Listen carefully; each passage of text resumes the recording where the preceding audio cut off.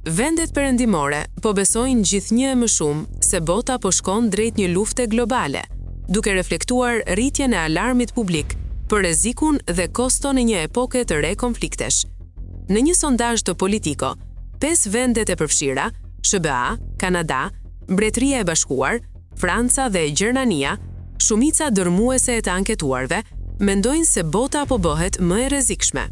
Shpërthimi i luftës së tretë botërore shihet si më i mundshëm brenda 5 viteve të ardhshme nga të anketuarit. Përqindja e votuesve që parashikojnë një konflikt të ri global është rritur ndjeshëm që nga marsi 2025, kur pyetja u bë nga sondazhistët e pavarur të Public Fest.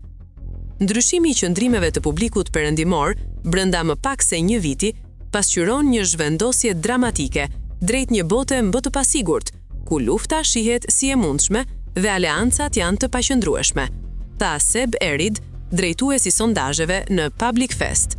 Por sondazhi i Politico zbuloi gjithashtu një gatishmëri të kufizuar të publikut perëndimor për të bërë sakrifica financiare për rritjen e shpenzimeve ushtarake.